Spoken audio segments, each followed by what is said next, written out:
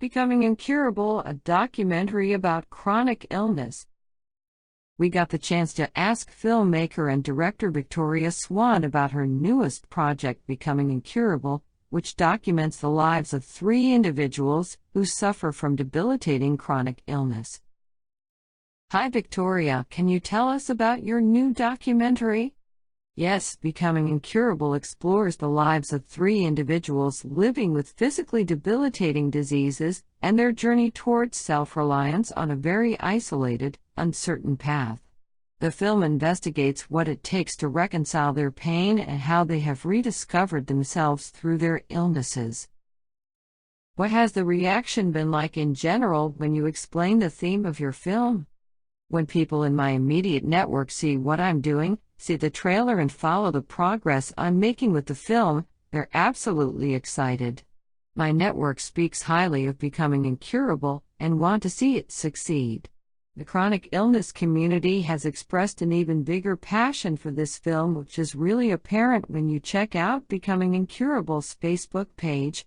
So many people relate their own experiences with chronic illness when we've shown teasers for the film. It's emotional to see what followers have to say in the comments sections, so it takes me time to read them all. I have to take breaks in order to soak up what people have to say. I've also received personal messages where people are thanking me for bringing these stories to light. So in a nutshell, I've received a huge embrace for creating Becoming Incurable with Sophia, Leo, and Karis. They're beginning to get some attention with the project as well, which is awesome.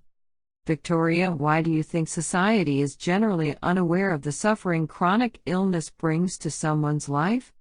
In a nutshell, it takes the experience of chronic illness or having someone you love go through that experience to understand what that suffering is like.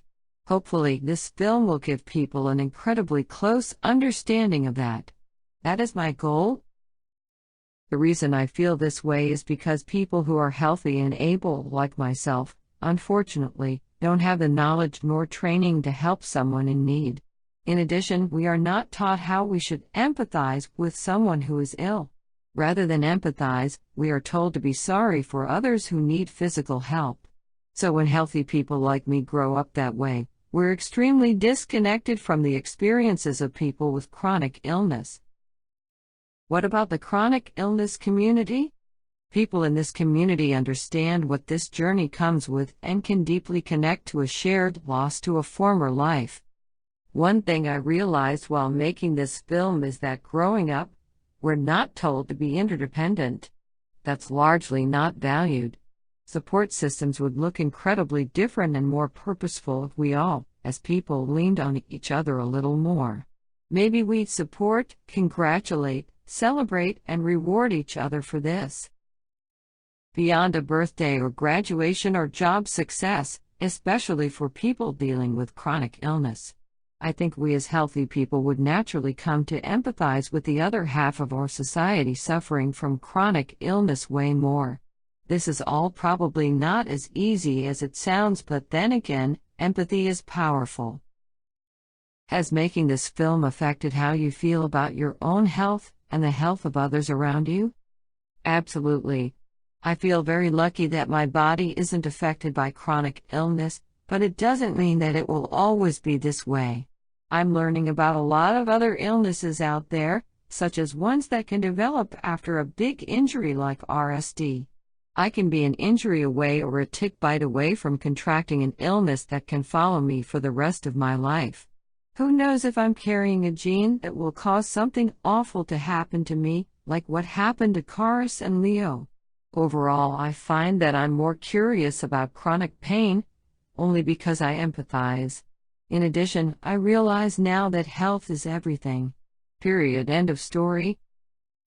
There shouldn't be any reason why a person can't have access to the care they need if they suffer from chronic pain. Our society puts so much emphasis on hard work, but for those who can't participate, why should they be denied coverage? Is hard work superior to health? I'm just very passionate about this topic now that I'm beginning to see. What does the word strength mean to you when you talk about people with chronic illness? Strength is a great word to describe people experiencing chronic illness for reasons that aren't apparent. Sophia Webster, who is part of the documentary and lives with Lyme disease, puts it best when she says, "Sometimes being strong is saying no to things." Her dream was to graduate college, but she had to leave in order to listen to what her body needed, which at the time was an extreme recovery. That process took her years. In the end, she learned a profound lesson in life that not many people learn at the early age of 24. For Kara's strength was overcoming a fear that you'll learn about in the film, and also saying goodbye to her lifestyle and pursuing her dream career. For Leo, it was the same. I consider what people with severe chronic illness have to say goodbye to, and that acceptance is a huge sign of strength. How did you feel when you realized there was this huge community of chronically ill people connecting with each other on social media? While I was researching chronic illness, this was before bringing Sophia and Karis into the picture. I wanted to learn if there was any kind of cultural movement online or a potential audience for this film I was thinking about making. My intent was to make something centered around severe, chronic illness. I first discovered this community on a site called The Mighty. I was really impressed to see how they were portraying this community. I also learned about invisible illnesses, which is what Sophia and Karis have. I discovered blog after blog and was excited about what I was learning and, of course, also saddened.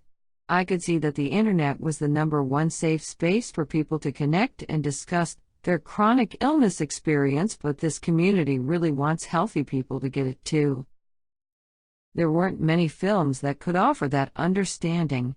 That's actually how I determined what my approach would be for this film overall, and these people want to share their experience, not hold back.